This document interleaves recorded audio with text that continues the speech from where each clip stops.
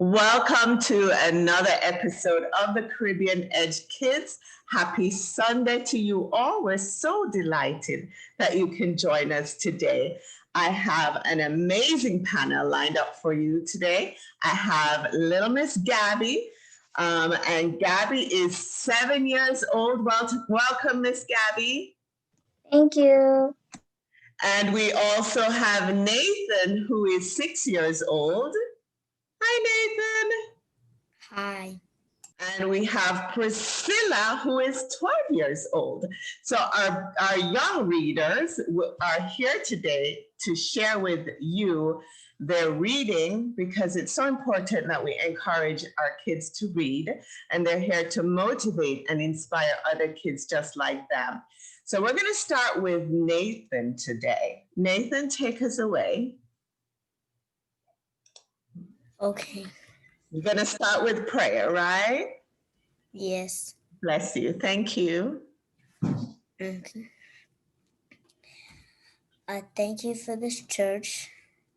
I thank you for how God made us and He loves us. I thank you and how He made everything, and it's going to be a wonderful day. And everybody's going to be blessed. No weapon before them shall prosper or stand. In Jesus' name we pray. Amen. Amen. Thank you, Nathan, for that beautiful prayer. It's always great to bless our day and bless the world and our friends and everyone else. So thank you. And let's talk to you a little bit, Nathan. Tell us about your career goals. What do you want to be when you grow up? Well, on Saturdays, I would like to be a dancer. On Sundays, I would like to be a preacher. On the weekdays, I would like to be a teacher. So see, that is so beautiful. So on the Saturday, you want to dance. Lots of dancers watching you today. And then you want to be a preacher on Sunday. I know you're very involved. One of the things you love most is church and spending time with your amazing family. Your sister Hope was also on the show, and you have an older sister as well. And tell us about mommy and daddy, where they're from. My mom is from Jamaica. I don't really remember. I think I'm even gonna ask my mom again. I think your mom is born Jamaican of Bahamian parents, I think. Yeah, she's born in Jamaica. My dad was born in Miami. My grandpa was born in Haiti, and my grandma was born in Bahamas. Okay, good. So quite some Caribbean culture. You must be having some good food in that household. Yeah. Okay, so Gabby, tell us about you, young lady. I know you like fishing, reading, riding your bicycle, and baking. What do you want to be when you grow up? I want to be a painter, a baker, and a teacher.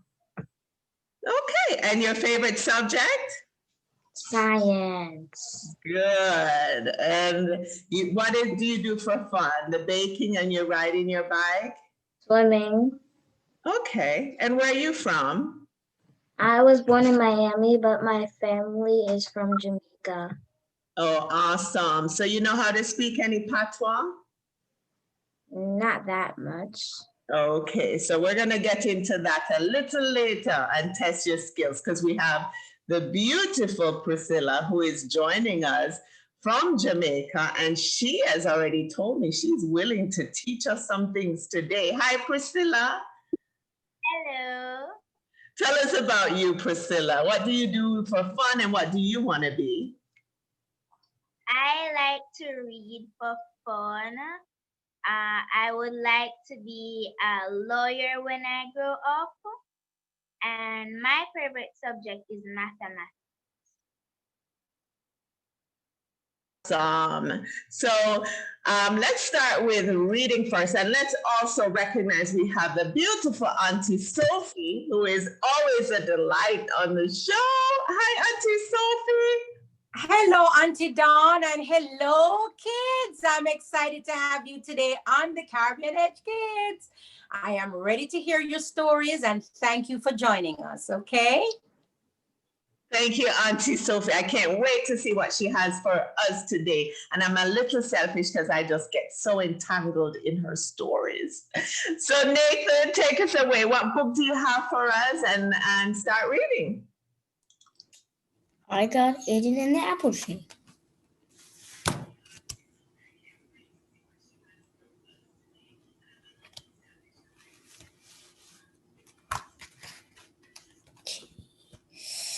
One sunny afternoon, the juice man was washing some glasses at his juice stand in Little Patch. A group of children laughed and played around him, stopping everywhere now and then to sip on a tasty fruit drink. James stood by longingly, eyeing the fruit on the juice man's counter. The juice man reached out just as he tried to swipe a juicy looking mango. Looking steadily at James, the juice man said in a calm voice, "Children, I am going to tell you the story of Eden and the apple tree." The children huddled around the juice man as he began to tell them the story of a boy named Aiden and a great big apple tree. The juice man begins his story. Aiden was a lovable but mischievous boy who lived in a little village called Chumonga high in the mountains of state and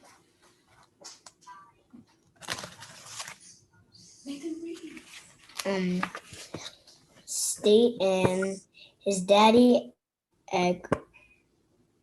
Edgar did his best to keep him on the right path, but sometimes Aiden's sense of adventure got him into big trouble. One Saturday morning, his daddy sent him to the butcher to buy meat for dinner. Aiden jumped at the chance. He liked to walk the, the path to the shop as there was always something new to see with the money. His daddy gave him tightly gripped his hand. He set out.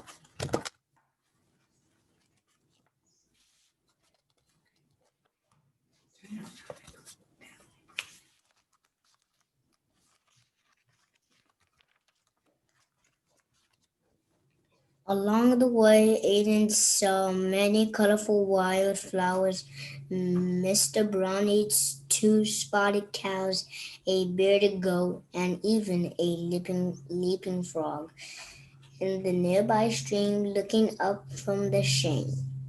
Old lady bushes on which he was playing hopscotch. He was just in time to see those two blackbirds squawking at him from the branch of a large flame of the forest. They all seemed to be smiling with him as he passed by. Oh, how he loved the outdoors. As he walked happily, kicking the stones in his path, a large tree caught his eye. It was a magnificent tree loaded with bright or Ohio red Ohio apples that made his mouth water. Oh, I must have one, Aiden said to himself.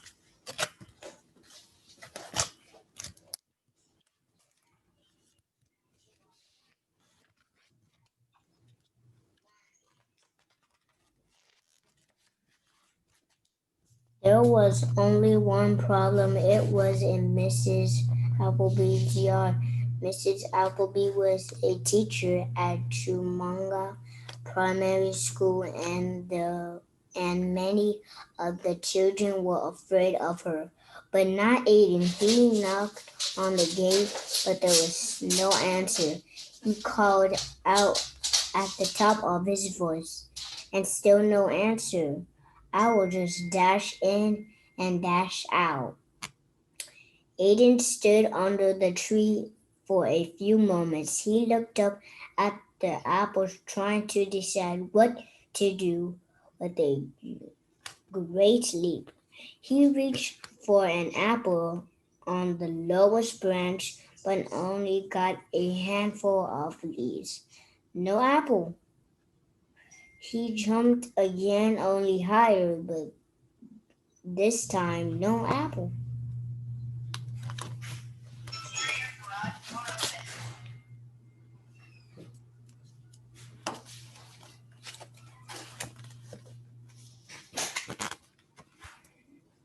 After a few moments tries, he became impatient and started to throw stones at the tree. He had thrown a few, then watched with horror as one flew into the window of the house and pieces of glass came crashing down. Uh-oh, Aiden thought. Just then a figure appeared over the bottom of the hill. I it was Mrs. Appleby, and she was very surprised by what she saw. Aiden, what are you doing in my yard? Asked Mrs. Appleby, frightened by the voice. Aiden fell backward into a pile of dirt and leaves that lay on the ground. I I I was just trying to pick an apple, Mrs. Appleby, said Aiden, stumbling to his feet while brushing the dirt off his clothes. In my yard? Who gave you permission? She asked.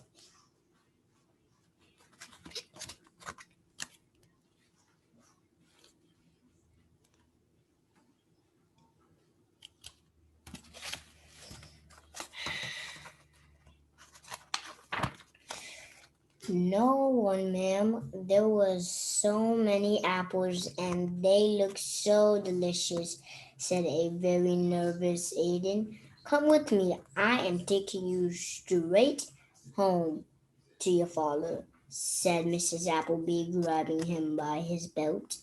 She began to march him back down the path.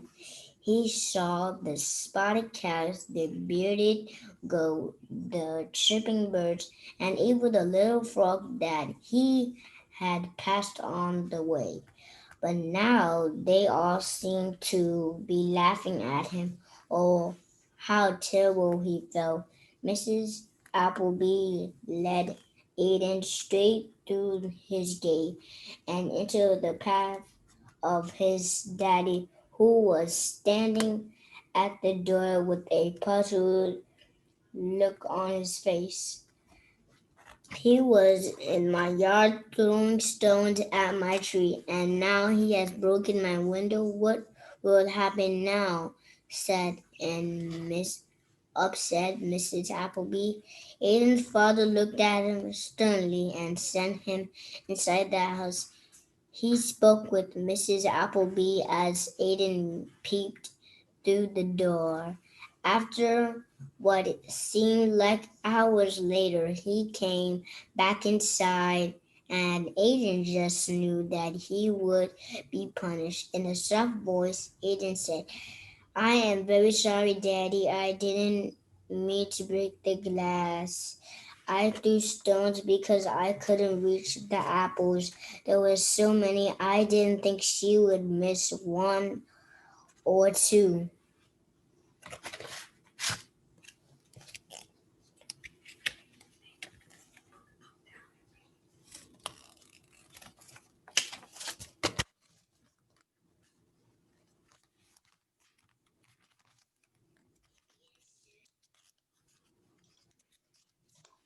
Is that the end?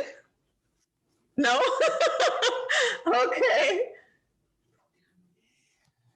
Haven't I told you never to take what does not belong to you, Aiden?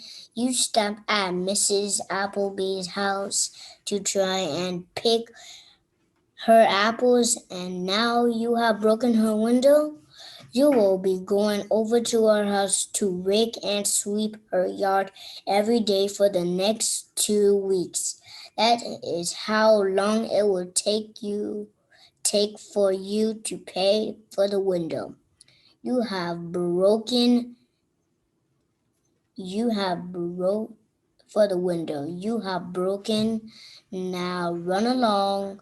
Aiden, you start now, said his daddy. And so with a heavy sigh, Aiden set off mm, for Mrs. Appleby's house. He knew there would be no playing marbles or running paper boats in the stream by Mr. Brownie's pasture anytime soon. It was a long, hard July. Aiden felt sad that he was missing out on so much fun with his friends. While they played through the day, he was raking and sweeping. As he counted the days, he was very sorry for what he had done. He worked extra hard to do a good job in Mrs. Appleby's yard. He swept, watered, and as a surprise, he planted some goat roses that his father had given around the apple tree. On the last day of his task, Aiden apologized again for what he had done. I am really sorry, Mrs. Appleby. It would never happen again, said Aiden. You're a good boy, Aiden. I know.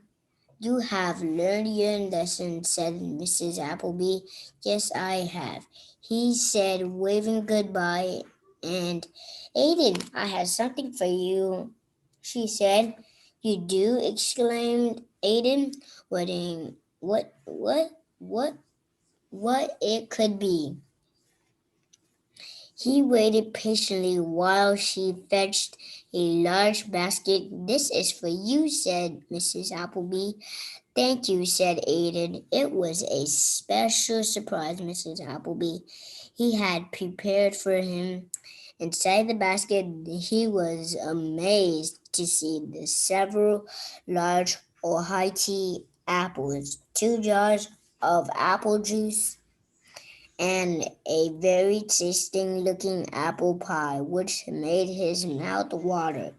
Cool, Aiden said excitedly. Thank you, Mrs. Appleby. Thank you for everything. And with that, they waved goodbye and he ran off. Aiden happily walked along the path back to his house. He saw the spotted cows, the bearded goat, and the little leaping frog. And he waved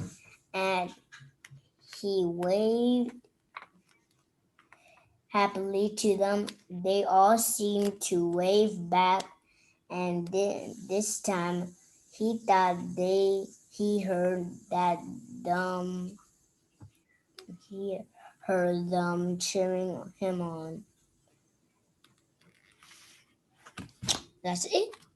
That's it. Thank you. You are brilliant. Only 6 years old. Oh my. So why did you pick that book today? I thought picking new books will make it really hard and interesting to pick for. Good. So you picked something challenging. Wow, that's awesome. So this is your first time reading that book? Yes, I like interesting to like this one. I think this was what I think I read before, maybe. Just maybe the same or just a different person. Awesome. 6 years old. There you go. Taking on new challenges. What an inspiration. Thank you, Nathan, for that. And Priscilla, we keep losing you. So I'm going to go to you real quick. And what do you have for us? I know you're streaming from Jamaica, so welcome. Yes, I am going to be reading a Nancy and Co. And the author of this story is Dr. Bird Reading Series.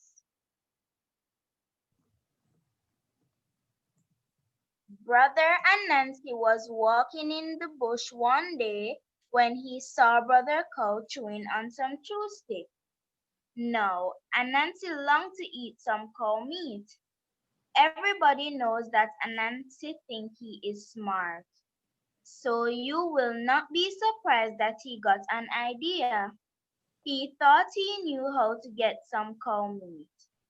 Anansi ran home and told his wife and children, "We are going to have cow meat. So get the pot ready." Then he went for some sugar. He met Cow and said, "Brother Cow, I see you chewing on some chew stick. I have some better chew stick here. Would you like to try it?" "Oh, Brother Anansi," said Cow, "I would like to try it." So Anansi gave Cow some sugar cane and said, Isn't my chew stick nice, Brother Cow? Isn't it sweet?" "Oh, yes," said Cow. "Would you like some more of my nice sweet chew stick?" Anansi said. "I have some more at home. Just come with me." Brother Anansi said,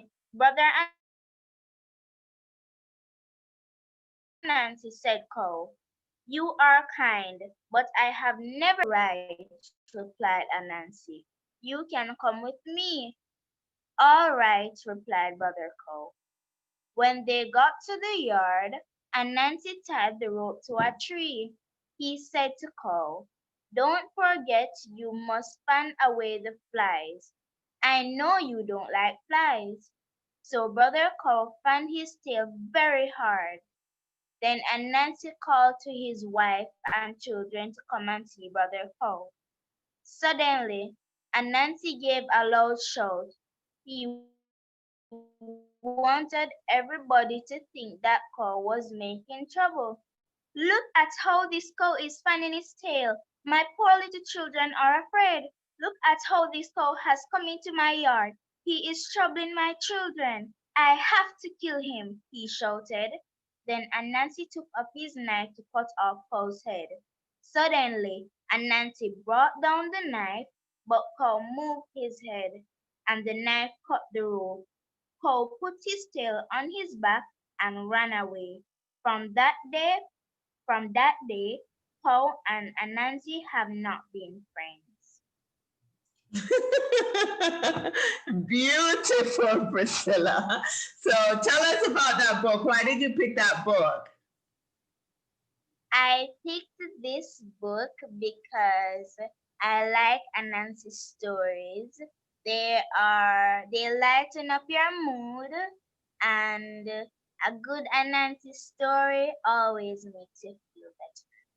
Oh, thank you. And if you've never tuned into the Caribbean Edge Kids, go to our YouTube channel because there's lots of Anansi stories on there from Auntie Sophie. She also loves Anansi stories. And what's amazing, and I'm so happy you picked that book, is you're teaching other kids around the world about Anansi story and the rich culture and heritage from our African descendants and stories we grew up on in Jamaica. I'm fascinated by them because I get to share them with the rest of the world now, and the kids overseas that have that are from Caribbean descent, and then just people that don't know about the Caribbean. So you're bringing the Caribbean to the world. So thank you, Priscilla. And you're going to share some patois with us later, some more heritage. Okay, Gabby, patiently waiting. How are you, Gabby? Good. Good. You're enjoying yourself so far? Yes, Auntie Dawn. Awesome. So take us away. What book do you have? The name of my book is I Didn't Mean To, from the series God's Little Zoo, written by Kathy Bitter. It was a beautiful sunny day, and the bunny family was having a picnic in the park. Mama Bunny sat on a big patch quilt beneath a tall shade tree. Next to her was a large picnic basket filled with potato salad, carrot cake for dessert. In the open field beside the trees, Papa Bunny was teaching Little Bunny how to fly his brand new kite. Papa Bunny held on to a stick that was wrapped with kite string. Watch, Little Bunny, said Papa Bunny, as he carefully let up a bit more string, and then gave it a little tug. The red kite fluttered in the breeze, bright blue sky, bobbing gently in the breeze. You must hold onto the string winder tightly, explained Papa, and don't let the kite pull the string out of your hands. I can do it, exclaimed Little Bunny, hopping up and down excitedly.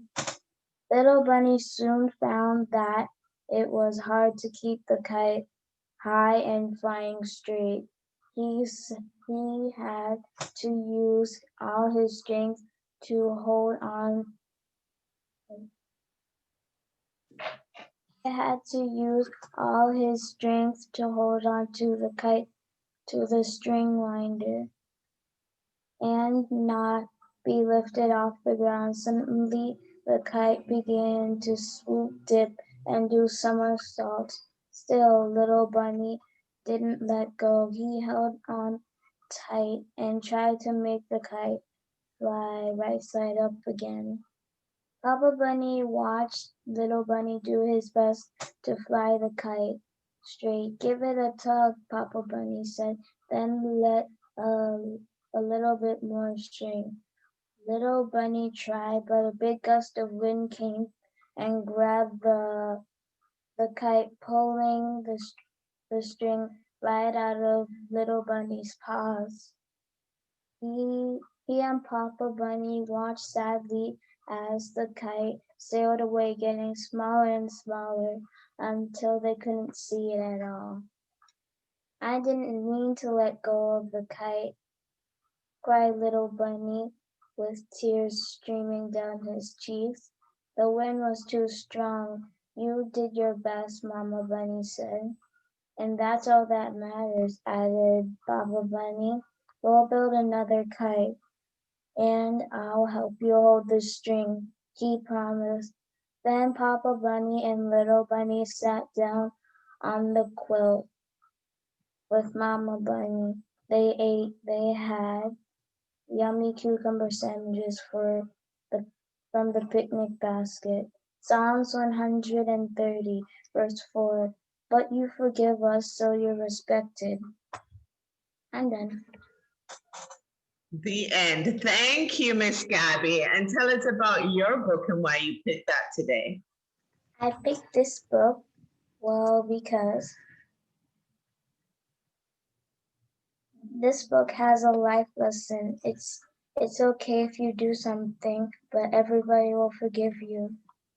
Oh, and just do your best. That's all you can do.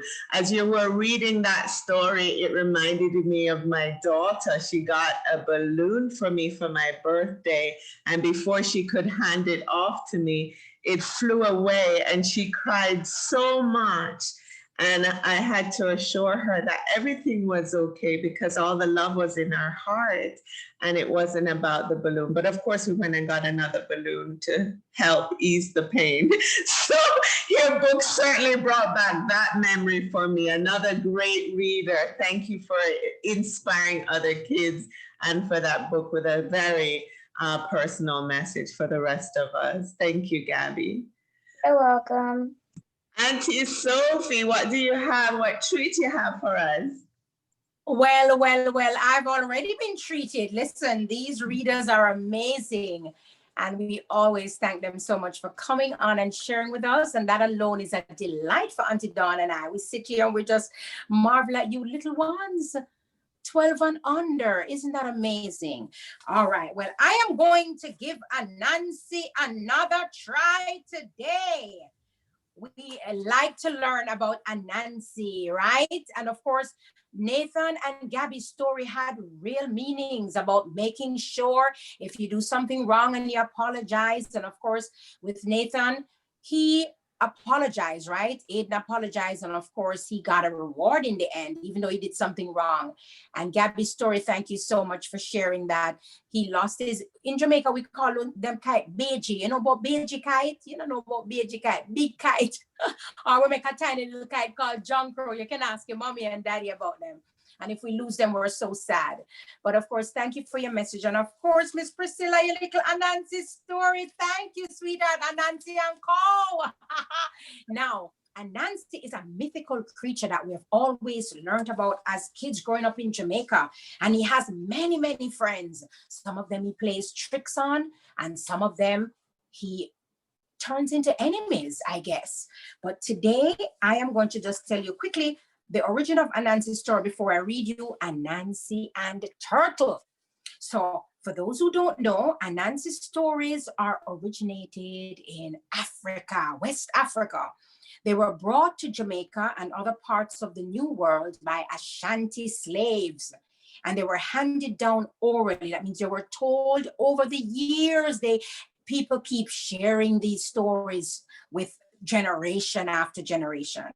Now, Anansi exists as a spider, a man, or a combination of the two.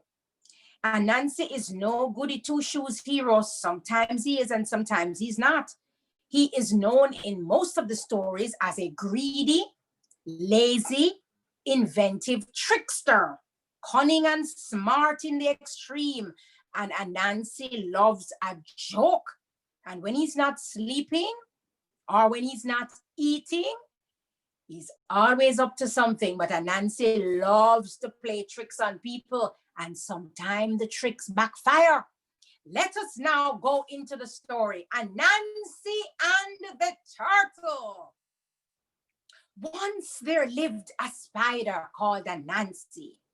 He was a very greedy spider and did not like sharing any of his things with others. One day, he collected some lovely yams from his garden and he cooked them with utmost care. The delicious smell of the yams made Anansi hungrier. He couldn't wait. He somehow managed to wait till lunchtime. Just as he sat down to consume his delicious meal, he heard a knock at his door. Anansi was irritated and opened the door hurriedly. It was the turtle standing at the door. He has been traveling for a very long time and he looked very tired and hungry. Hello, Anansi. Are you cooking? I smell something really delicious, the turtle said. Oh, I've cooked some yams for lunch, Anansi said reluctantly. Oh, can I please stay for lunch? I am hungry and tired of all the traveling, the turtle said. Anansi was not willing to share his food with the turtle, but it was a custom in the country to share food with visitors who came during lunch or dinner time. So Anansi could not refuse. Nevertheless, he was determined not to share his delicious yams with the turtle. Please have a seat and enjoy your meal, Anansi said to the turtle. Both of them sat on the chairs. The turtle was about to help himself to a share of the yam when Anansi suddenly stopped him. Don't you know that you must clean your hands before you touch your meal? Please wash your hands before you eat, Anansi instructed the turtle. The turtle looked at his hands and he saw that they were full of dirt as he had been walking for a very long time. So he went to a nearby river and returned after washing his hands. Anansi had already started to eat. Anansi didn't wait. The yams were getting really cold, so I started my lunch. Please join me now, Anansi said. However, even this time when the turtle reached for his meal, Anansi stopped him by giving him the same reason. The poor turtle saw that his hands had become dirty once again as he had walked back from the river to the house. The turtle was very hungry and tired by now, but he still went back to the river to wash his hands. This time, he was determined not to let his hands get dirty. He was careful and walked only on the grass to keep his hands clean. But by the time he reached the table, Anansi had already finished all the food, except for a morsel that was spared for the turtle. The turtle was angry and humiliated. Thank you for the lovely lunch. I would like to invite you over to my place for a meal someday, the turtle said, and he left. A few days had passed, and Anansi started thinking about Turtle's invitation. He was tempted to go for a sumptuous meal at the turtle's place. After all, he knew that the turtle was an amazing cook. One day he went at the bank of the river under which the turtle had his house and stood there until it was dinner time. The turtle saw him and said, "Hello, Anansi. Thank you for coming. Please have dinner with me." The turtle invited Anansi inside his house, which was underwater. Anansi could not wait any longer and quickly dived into the water. But alas, he was too light and could not swim deep into the water. Meanwhile, the turtle was ready with the delicious spread. Anansi tried every possible measure to go under the water. He tried a running jump, a belly flop, and a high dive, but could not go beneath the surface of the water. Anansi started thinking hard and finally decided to pick up some rocks and put them in his pockets. The pockets of his jacket. His plan was successful, and this time Anansi reached straight to the turtle's house after diving under the water with the rocks in his pocket, and the heavy rocks took him all the way down to the bottom, right? Anansi was impressed to see the delicious spread and was about to dig into the first bite when the turtle stopped him. "Dear Anansi, kindly remove your jacket before you touch the food. In our custom, we do not eat with our jackets on," the turtle said. Anansi saw that even the turtle was not wearing his jacket. Anansi had to remove his jacket, which was full of rocks and pebbles, and within no time, he went rushing up to the surface of the water. Anansi could see the turtle slowly consuming the lovely meal. Anansi felt sad, and he slowly climbed out of the water, and he never got any of Turtle's food. The moral of the story is, never try to outsmart someone. You may find that you yourself are the one to be outsmarted. So Turtle got Brother Anansi this time around. Jack Mandora, me no choose none. Now that is how we end our Anansi stories in Jamaica, which means that as I get the story, I share it with you. I didn't add, nor did I subtract. I gave it to you in its all fullness. The end. The end. Thank you Nathan. for that. Thank you, Thank Auntie you. Sophie. So, Gabby and Nathan, I think we lost Priscilla due to connectivity issues. But how did you guys like the Anansi story? It was good. It was amazing. Very different than what you're used to, right? Yeah, so we're spreading some culture and heritage to you guys, especially if you do have grandparents or parents or great grandparents from the islands. You know, you can start asking them questions because you probably haven't done a good job in sharing our heritage. So that's why we have this show to help you along to understand where you're coming from and some of those rich stories as well. So we're going to talk a little patois to you guys, and we lost Priscilla, who's going to translate some of it for us, but Auntie Sophie and I will, and if she comes back, we'll tune in. First of all, thanking all the viewers who tuned in today. We see quite a few people on. Thanking you, kids, and Auntie Sophie for your brilliant stories. So thank you, viewers, and hit share if you can. Let us know how you know that the kids are doing. Because I'm sure they want to hear from you.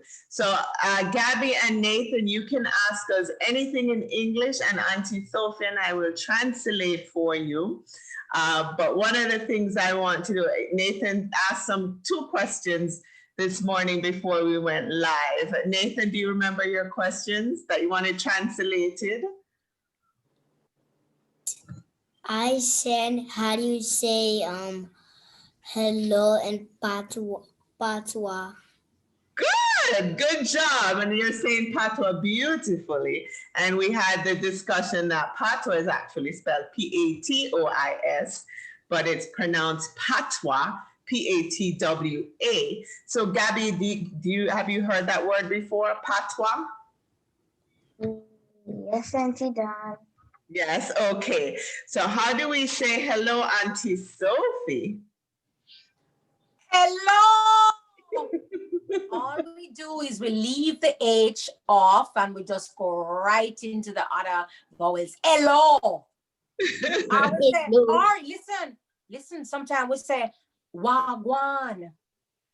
Wagwan. Yeah. And you say wagwan brethren or wagwan sistren. Gabby, how about you? Wagwan sistren? Wagwan sister. Oh my gosh, these are professionals. You guys have the accent down. So when you meet your friends, okay, Nathan, your turn. Wagwan, brethren. Wagwan brethren. Yes, that means how are you doing? What's going on, okay? Okay. Do you remember your other question? How do you say hungry in patois? You're hungry. So a lot of people say, boy, I'm gonna eat from morning, you know, me I starve to death. So we're very extra with what we say. So it's not just that we're hungry, we're starving to death. So boy, my belly are hot me I starve to death. You want to try that hungry? Yes.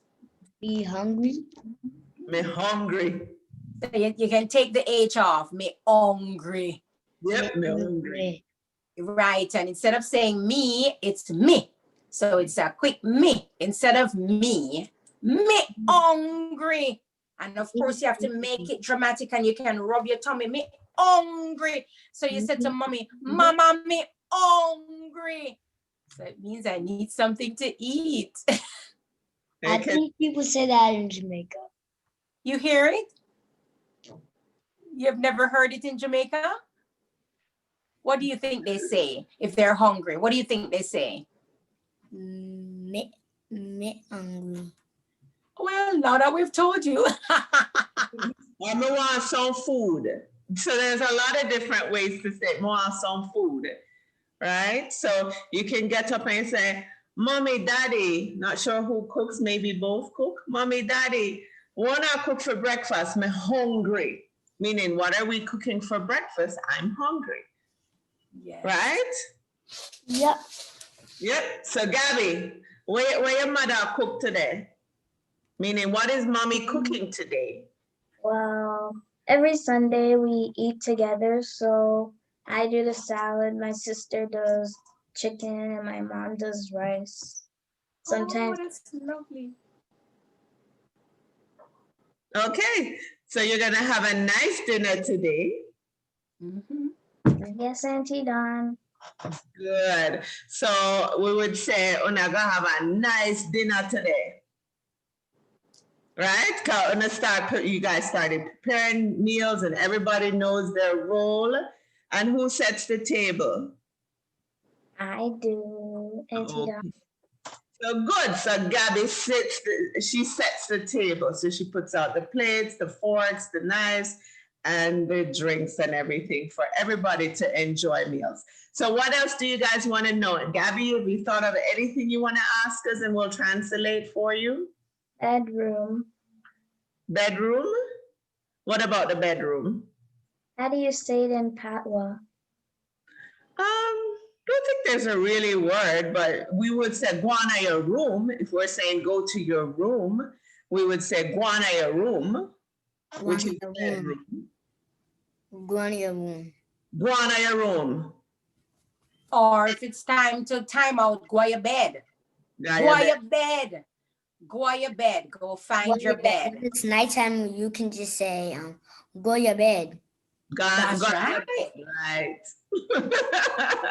So you guys will certainly be practicing with your parents and your friends. And Nathan, it sounds like you've been to Jamaica before. No? Okay. Gabby, have you been to Jamaica before? I was little. Okay. So one of the words that we use a lot is irie. So when you go to Jamaica, everything is irie. It just means everything's okay. All right. So that's one of the most important words to know is irie. Everything all right. So let's hear you say irie. Ivy. Yes. So everything gonna be all right. How Oh, do you say car in Patwa?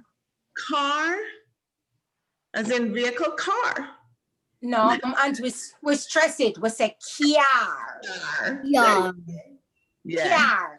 So Yeah. me like your pretty kiar. It sounds like it kind of sounds like an E. Yeah, they stress everything. Instead of saying car, kiar. We even add probably a K on that. Kiar. Me like your pretty kiar. So it's a lot of it sounds like K-E-Y-R. That's it.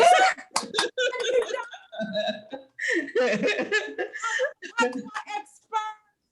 Yes, very expressive, and you're listening to the letters and you're putting them in, and that spells it. There's no rule really. If it sounds like KYAR, then so be it. And you can find it too. You can go on YouTube. University is what we call it nowadays, where we're finding everything. But explore the rich culture. There are also some books out there that you can purchase if you're interested in practicing some more. Okay, so thank you, Auntie Sophie. Any parting words for you? Well, actually, as usual, I encourage the children to continue reading, and I encourage the parents to share with the children, tell them stories, and remind them of your youth. The stories that we learned when we were children are still so relevant today and bring so much closeness and bonding with the children when you read to them. Thank you for sharing, all of you. Priscilla, if she's still watching, Gabby and Nathan. Can I tell you, Auntie Dawn, the story Nathan read sounds like a Caribbean story. I could hear some things that I remembered as a kid. I think E.T.O.T. Apple, and I think he mentioned playing some games that he felt he couldn't play because he got into trouble. And yes, as a child in Jamaica, I used to throw stone on the fruit trees too, and I would get in trouble, but that's not the best thing to do is knock on the gate and say, may I have one of your apples, please? And if nobody's there, go back to your house. Yes, and then or sometimes they say, beg you a mango. May I have one of your mangoes? All right, so thanks again for sharing, children. It's been fun. And in Jamaica, when I'm partying with you, I say, walk good. It means Walk go good. safely. So Nathan, anything you want to say to your parents or friends watching? I just want to say thank you for coming and watching me, and have a great Sunday. Thank you. How about you, Gabby? No. No? Okay. Well, thank you, mommy and daddies, for having your kids with us today. We miss you, Priscilla. And thank you, viewers, for watching. Please remember to share the Caribbean Edge Kids. And if you're interested in being on the show, please email us at thecaribedgekids@gmail.com, and you'll find that on a page. Like Nathan said, have a beautiful Sunday and an amazing week. One love. Thank Walk you. good. Walk good.